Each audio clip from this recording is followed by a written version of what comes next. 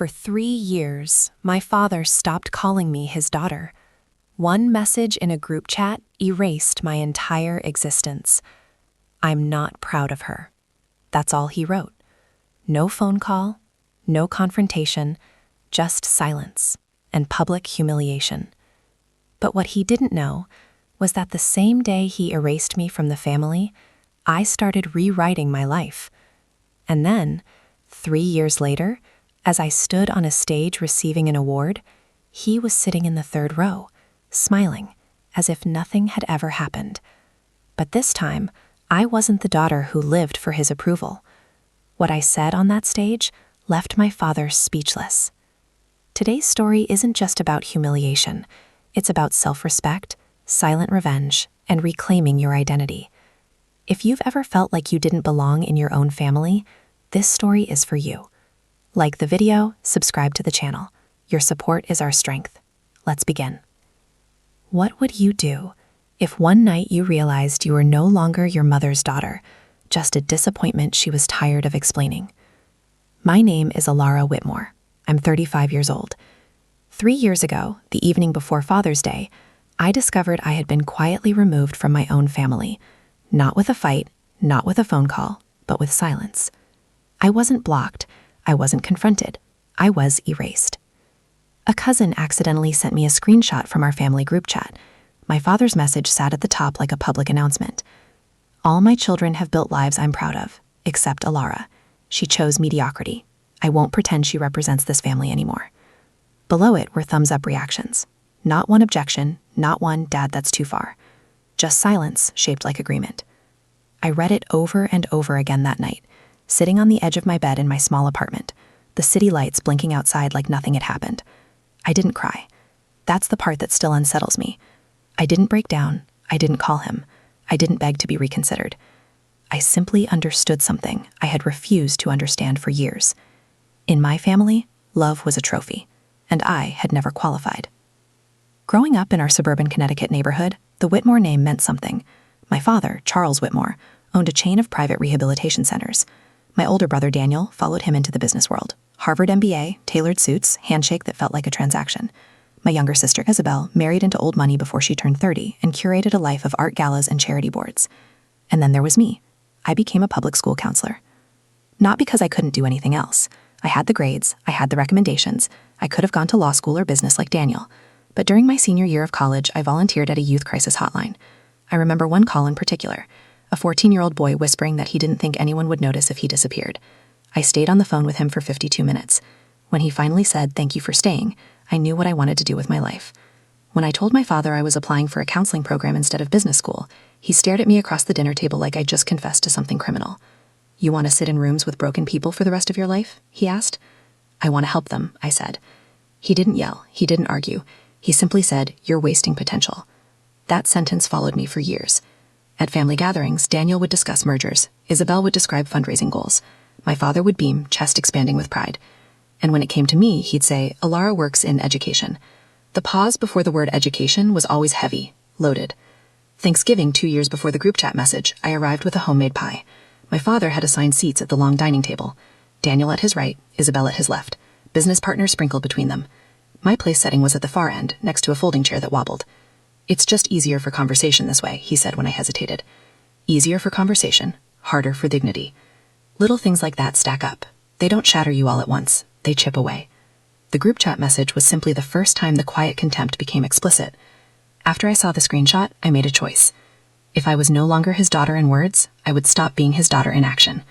I didn't call on Father's Day. I didn't send Christmas cards. I stopped showing up at events where my existence felt conditional. I built something else. The school district I worked in was underfunded and overwhelmed. Kids were slipping through cracks big enough to swallow them whole. So I started an after-school mental health initiative. It began with 6 students and donated folding chairs. Within a year, we had partnerships with local therapists. Within 2 years, we secured state funding. We reduced student suspension rates by 30%. College acceptance numbers rose. A local news outlet did a small feature titled "Counselor Turns Struggling School Around." My father never mentioned it, but I heard through an aunt that he told someone at his golf club that I was consulting internationally. He couldn't admit he'd discarded me for choosing status over status, so he rewrote me into something impressive and distant. 3 years passed. I got married in a quiet ceremony at a botanical garden. No ballroom, no 300 guests. just 40 people who had shown up for me in real ways. My husband, Theo, teaches history at the same school. On our wedding day, he whispered, "You don't have to prove anything to anyone anymore." I didn't realize how much I needed to hear that. Then last fall, I received an email from the governor's office. I had been selected to receive the State Community Impact Award for Youth Advocacy. There would be a ceremony, media, a speech.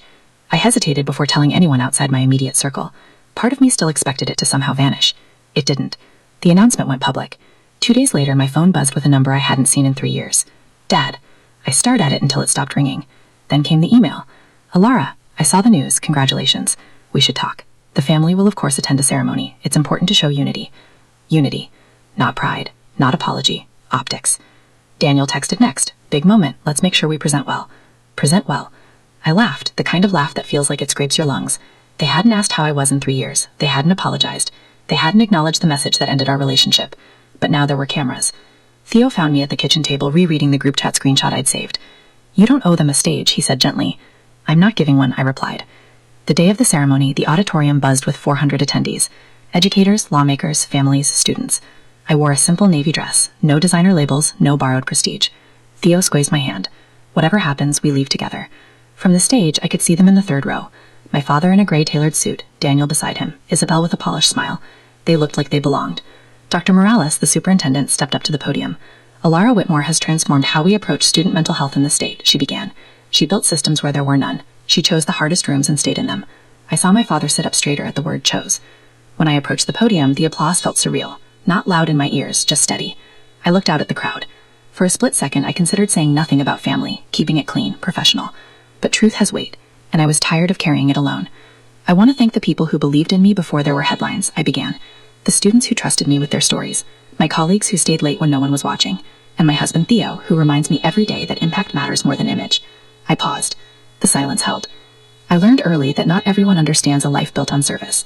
Sometimes choosing meaning over prestige costs you applause at certain tables, a ripple through the room. But I stand here today because I stopped asking for validation from rooms that required me to shrink. I did not look at my father. I'm grateful for the family I've built, the one that shows up without conditions. That was it. No accusations, no public shaming, just absence. After the ceremony, they approached me in the lobby. "You embarrassed us," he said quietly. I met his eyes for the first time in years. "No," I replied, "you just weren't included." Daniel tried to pivot. "We can move past this." "We could have," I said softly, 3 years ago. For a moment, my father's composure cracked, just a flicker. "I didn't think you'd actually cut us off," he admitted. "I didn't think you'd actually mean what you wrote," I answered. There it was, the gap between us. Not dramatic, just undeniable. We didn't hug, we didn't reconcile. We acknowledged reality. And then I walked away, not in anger, not in triumph, in peace. Because here's what I've learned. Some parents love their children as extensions of themselves. Some love them as independent souls. If you are the first in your family to choose differently, to value purpose over prestige, to protect your peace instead of performing for approval, it will feel lonely at first. But loneliness is lighter than conditional love. If you've ever been the child who didn't fit the family brand, if you've ever been made to feel small for choosing a path that fed your soul, you are not wrong for wanting more than applause. You are allowed to build a life that doesn't photograph well at country clubs but saves real lives behind closed doors. And if this story feels uncomfortably familiar, if you've had to choose between keeping the peace and protecting your peace, I see you. Like this video if it spoke to something you've lived. Subscribe if you believe impact matters more than image. Because sometimes the greatest success is not becoming who they wanted. It's becoming who you are without asking permission.